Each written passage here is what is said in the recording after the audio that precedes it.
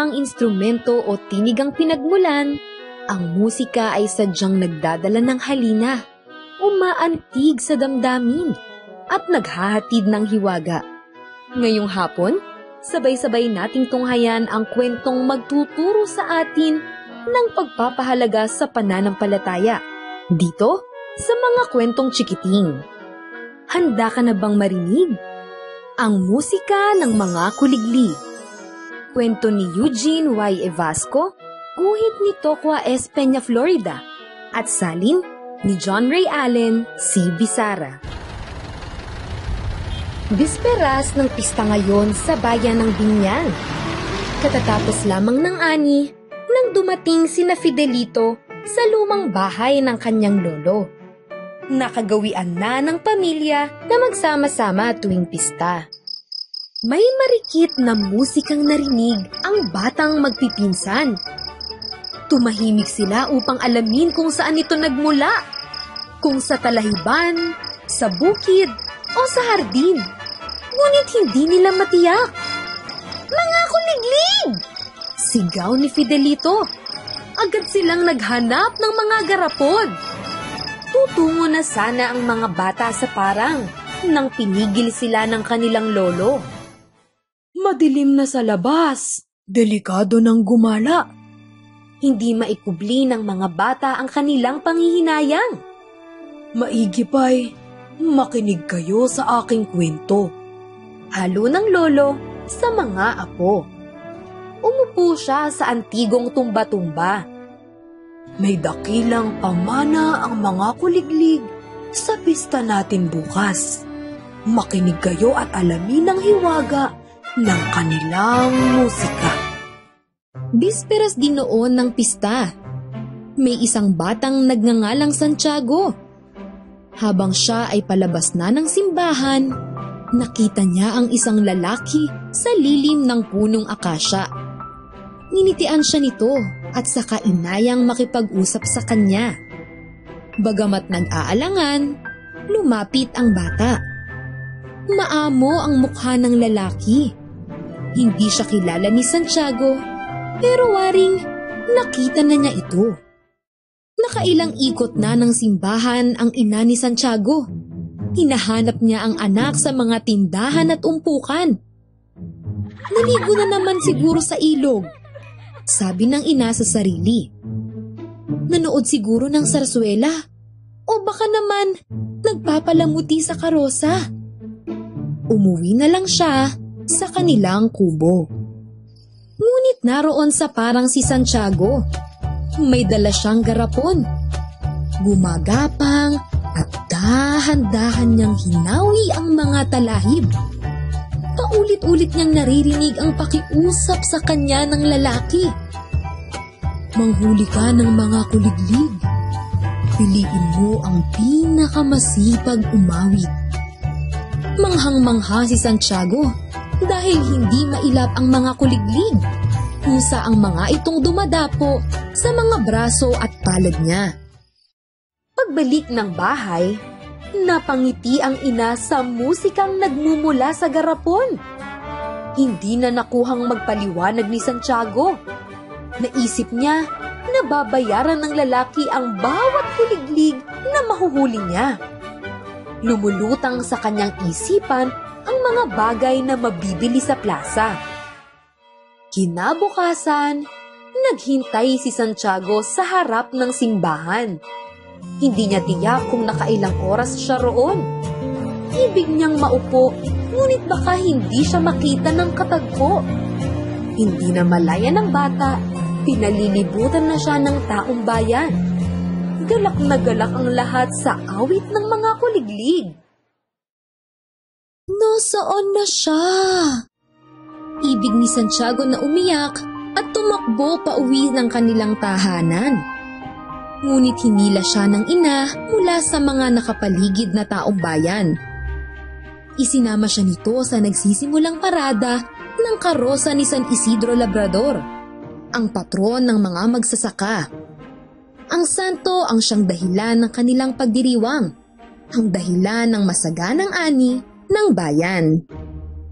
Sa paniniwalang niloko siya ng lalaki, Binuksan ni Santiago ang yakap niyang garapon. Masayang lumipad ang mga kuliglig. Dinig ang saya sa kanilang mga awit. Isa-isang dumapo ang mga kuliglig sa estatwa ni San Isidro.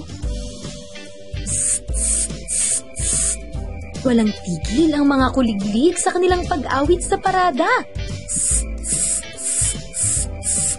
Maligayang humuni ang mga kuliglig habang binabagtas ng karosa ni San Isidro ang bawat sulok ng bayan. Napasayaw sa awit ang taong bayan. Nakahahawa ang musika ng mga kuliglig. Napatingala si Santiago sa karosa ng kanilang patron. Nagniningning ang mga mata ni San Isidro. Kilala niya ang nasa karosa. Siya ang nagpahuli sa akin ng mga kuliglig. Naiiyak na sa galak ang bata. Siya ang humiling ng musika ng mga kuliglig. Napaluhod at napadasal ang lahat ng taga-nayon. Nagpasalamat sila kay San Isidro sa pagbisita sa kanilang bayan. Buhat ng pangyayaring iyon, nakangiting kwento ng lolo. Nagkamusika na ang mga prosesyon at parada ng estatwa ni San Isidro sa bayan. Tumayo ang lolo at may inilabas mula sa kanyang kwarto. Tumambad sa mga bata ang mga antigong instrumentong pangmusika. Panata ko kay San Isidro ang mag-alay ng musika. Pagmamalaki niya, sapagkat ang batang si Santiago ay ama ng aking ama. Galak na galak ang mga magpipinsan habang sinusubukan nilang patugtugin ang mga instrumento. Naisip ni Fidelito, susundan niya ang yapak ng kanyang lolo. Mag-aalay siya ng masisiglang tunog, kasinsigla ng maririkit na awit ng mga kuliglig na handog ni Santiago kay San Isidrong patron. At dito masayang nagtatapos ang pagtuklas sa diwa ng musika at ang kwento ng musika ng mga kuliglig.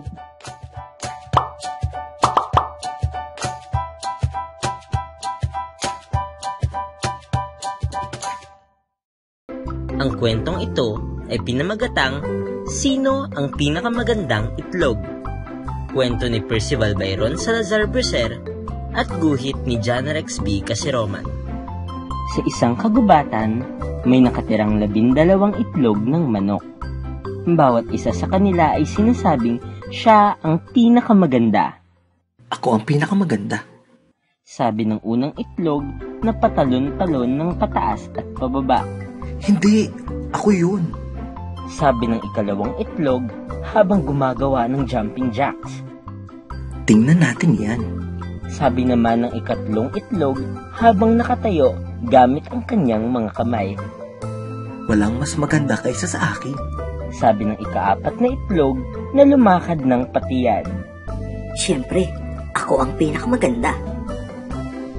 Sabi ng ikalamang itlog na iwinagayway ang kanyang mga pompom. Tumututol ako. Ang pinakamaganda ay ako. Sabi naman ng ika-anim na itlog na pagulong-gulong sa lapag. Mali kayong lahat. Hindi ba ako ang pinakamaganda? Sabi naman ng ikapitong itlog na nakatindig na parang beauty queen sa ibabaw ng tuod ng kahoy. Parating na ang pinakamaganda. Sabi ng ikawalong itlog na nagpaikot-ikot gamit lamang ang isang binti. Tingnan niyo kaya ako. Sabi ng ikasyam na itlog na nagkaritela. Ako ang nararapat na pinakamaganda.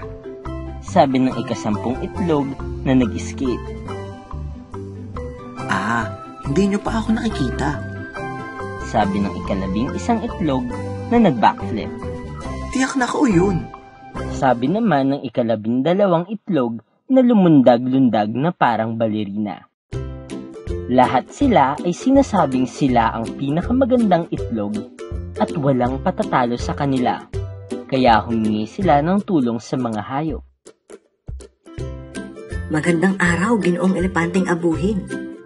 Sino sa palagay niyo ang pinakamaganda sa amin? Pasensya na. Hindi ko kayo matitingnan ng malapitan. Baka maapakan ko kayo. Magandang araw, Ginang Inahing Pula. Sino sa palagay niyo ang pinakamaganda sa amin? Wala akong pakialam sa kagandahan. Ang mahalaga lang sa akin ay kung mapipisa ang mga itlog ko o hindi. Magandang araw, Ginoong Lobong Puti. Sino sa palagay niyo ang pinakamaganda sa amin? Sa palagay niyo ba ay mahalaga yon sa isang gutom na lobo? Magandang araw, Ginang Kabayong Itim. Sino sa palagay niyo ang pinakamaganda sa amin? Pasensya na. Malabo ang paningin ko. Humayo kayo at tanungin si Kuwagong kayo manggi.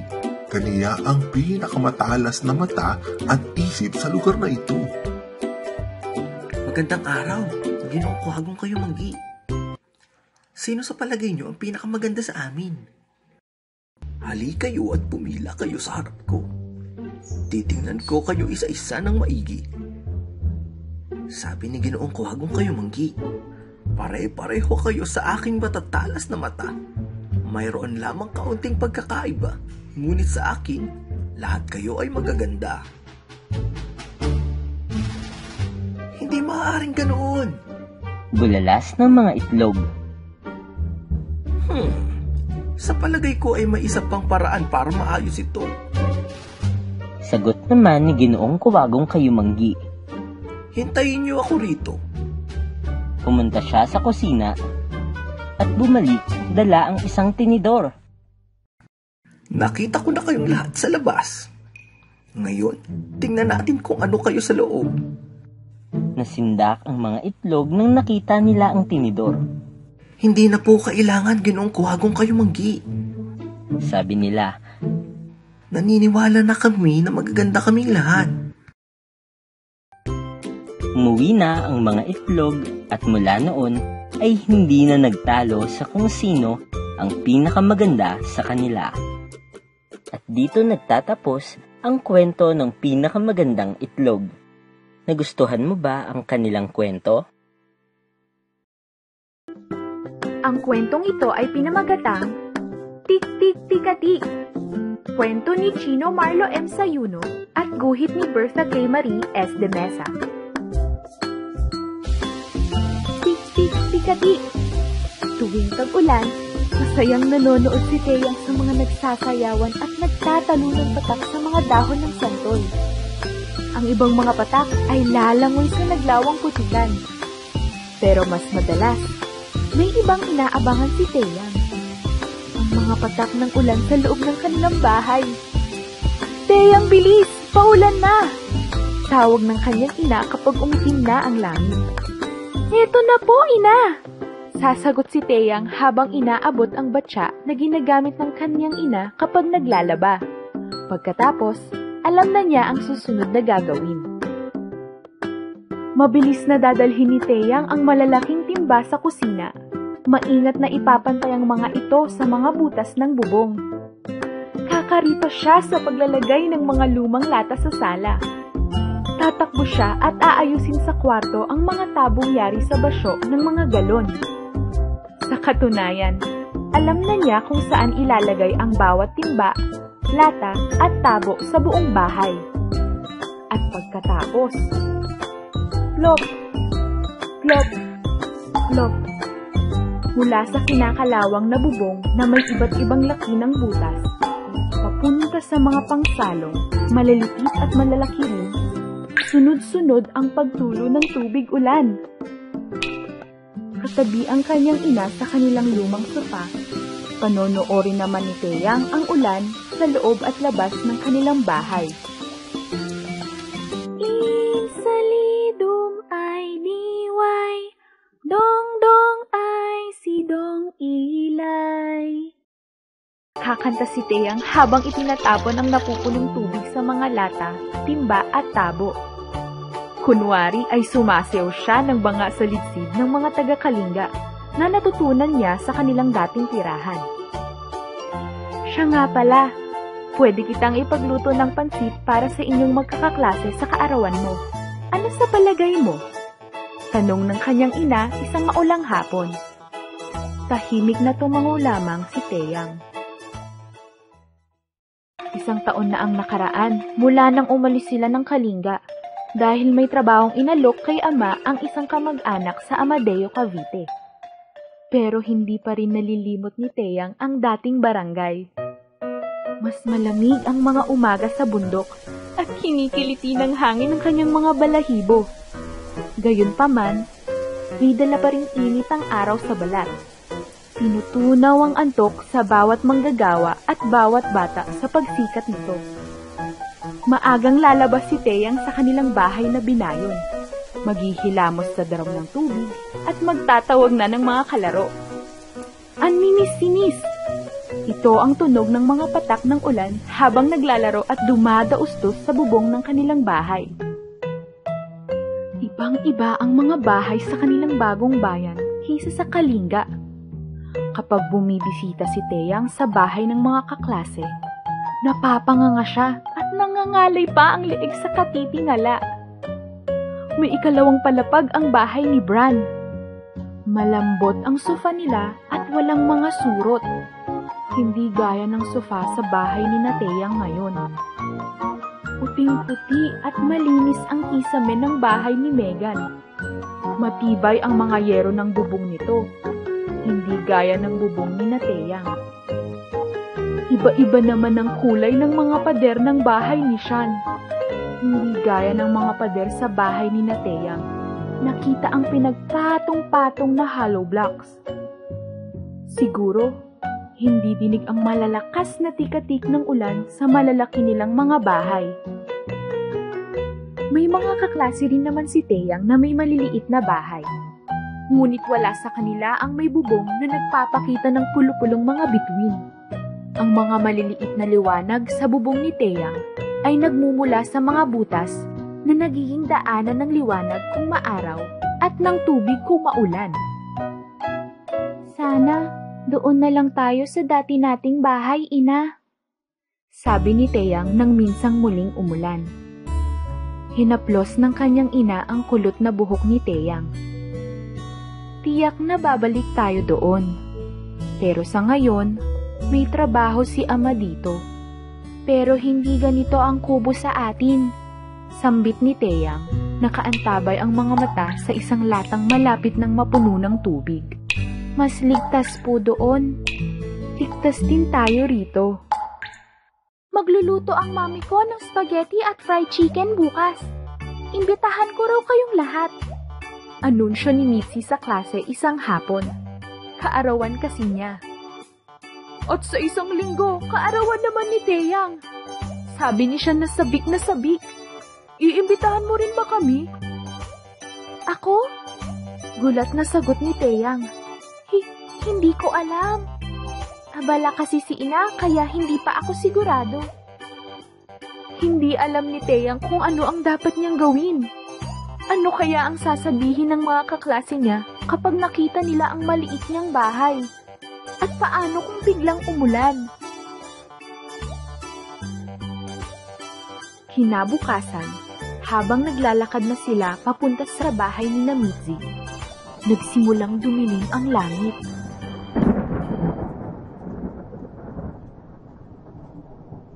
Ayos ka lang ba, Teyang?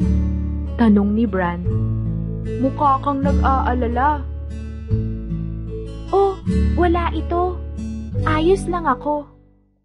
Sagot ni Teyang na hindi makatingin sa kaklase. Nawala naman ang pangangamba ni Teyang nang makita niya ang malaking bahay ni Mitzi. Napanganga siya sa mangha at nagningning ang mga matang tumingin sa paligid. May nagniningning na sangasangang ilaw sa kisame ang malawak na bahay. Maliwanag na puti ang ilaw nito. Hindi katulad ng manilaw-nilaw na liwanag mula sa nag-iisang ilaw sa bahay ni Teyang. Narinig niya sa mga kaklase na ito ay isang chandelier. Tanaw naman sa labas ng salaming pader ang mabulaklak na hardin. Bigla namang nagsimula ang linear na pagtunog ng mga patak. Tik, tik, tikatik. Huwag kayong mag-alala mga bata, ligtas kayo rito. Hihintayin nating tumila ang ulan bago namin kayo pauuwiin. Sabi ng nanay ni Mitzi habang naghahain ng pagkain. Naalala ni Teyang ang kanyang ina. Wala pa si ama, kaya mag-isa si ina sa bahay. Mag-isa siyang kukuha ng mga lata, timba, tabo at malalaking palanggana. Mag-isa siyang mag-aayos ng lahat ng mga pangsalo ng patak ng ulan. Sabi ni Teyang sa sarili. Parang hindi na nakamamangha ang malaking bahay ni Mitzi. Ang tanging nasa isip ni Teyang ay ang makasama at mayakap ang kanyang ina habang nanonood ng pagpatak ng ulan sa loob ng bahay nila. Pakikinggan nila kung paanong ang bawat patak ay tila bumubuo ng maliit na orkestra. Sasabihan pa siya ng kanyang ina na mag-ingat at baka masagi ang mga timba. Palaro siyang maglalakad sa paligid nito habang umaawit. Sinali dumaay, ay, salidum ay. Tumayo si Teyang at nagkunwaring tinitingnan ang matatayog na haligi ng bahay ni Mitzi. Unti-unti at sa maliliit na hakbang, naglakad siya patungo sa pinto papalabas. Nang mapansin ng mga kaklase niyang wala na siya sa silid kasama nila, nabuksan na ni Teyang ang kanyang payong, handang tumakbo sa malakas na ulan. Hinipan pa ng hangin ang maliit niyang payong, kaya tumikwas ito pataas. Ngunit hindi siya nagpapigil. Kailangan na niyang umuwi ngayon din. Naging ambon na lamang ang ulan nang nakarating si Teyang sa bahay nila. Ina, ina! Sigaw niya habang nagmamadaling pumasok. Oh, anong nangyari, Teyang? Tanong ng kanyang ina. Yumakap si Teyang sa nagtatakang ina.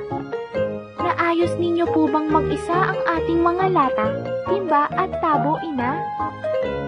Sa sumunod na araw, nag-anunsyo si Teyang sa harap ng klase. Magluluto si ina ng pansit kabagan para sa aking kaarawan. Sana ay makarating kayong lahat sa aming bahay. Insalidum ay diway, dong-dong ay sidong ilay. Insinalidum ay salidum ay. Ang kantang ito mula sa Kalinga, na karaniwang inaawit tuwing may kasiyahan, ay isinasabay sa pagsasayaw ng banga sa litsid. Nang makita ni Teyang ang mga pangsalo ng tubig mula sa kanilang bubong, naalala niya ang mga banga na binabalanse ng mga babae sa kanilang tribo gamit ang ulo. May lamang tubig ang bawat palayok habang binabaybay nila ang kabundukan. Ang sayaw na banga ay nagpapakita ng ganda sa kilos ng mga babaeng taga-Kalinga at ang kanilang tikas sa pagbabalanse ng mga banga. Ang sayaw ay hahantong sa salitsid. Ang sayaw ng ligawan. Titipunin ng mga kababaihan ang mga banga at babalansihin ng isang dalaga ang patong-patong ng mga banga habang nakikipagsayaw sa isang lalaking mandirigma. Sa mga tribo, sinasayaw rin ito ng mga pinakamahalagang tao tuwing may kasiyahang pangkomunidad. At dito nagtatapos ang kwento ng Tik-Tik-Tikatik. O mga bata, may natutuhan ba kayo sa ating kwento ngayong araw? Ibahagi ninyo sa comment section.